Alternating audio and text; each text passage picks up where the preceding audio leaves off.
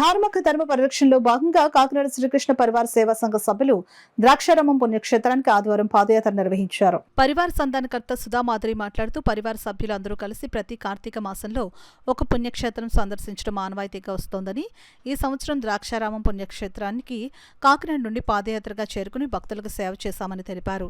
గత ఏడాది అన్నవరం క్షేత్ర పాదయాత్రగా వెళ్లి దర్శించామని అన్నారు. సనాతన ధర్మ పరిరక్షణకు 400 మంది తమ శ్రీకృష్ణ పరివార సంఘ సభ్యులతో కృషి చేస్తున్నామని తెలిపారు. కార్యక్రమంలో పళ్ళం రాజు, పురుషోత్తమ శ్రీనివాస్ పరివార సభ్యులు పాల్గొన్నారు.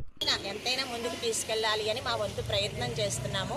ఇది శ్రీకృష్ణ పరివార సేవా సంఘం కాకినాడ. అయితే మేము ఇంచుమించు సుమారు 400 మంది సభ్యులతో చాలా ధార్మిక సేవా కార్యక్రమాలు చేస్తున్నాము. ప్రతి పుణ్యక్షేత్రంలోనూ సంపూర్ణ భగవద్గీత పారాయణం చేయాలి అనే సంకల్పంతో చాలా క్షేత్రాలలో ఇప్పటికీ మేము సంపూర్ణ గీతా పారాయణం చేశాము.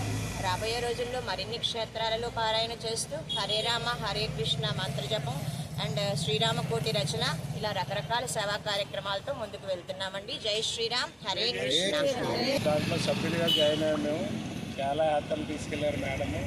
ఈ మేడం గారు పిల్లల కానీ పెద్దల వరకు భగవద్గీత పారాయణం ఆన్లైన్లో చెప్తూ ఉంటారు. కాబట్టి ఎవరైనా పిల్లలు ఉంటే వాళ్ళని ఆన్లైన్లో జాయిన్ చేసుకోవచ్చు.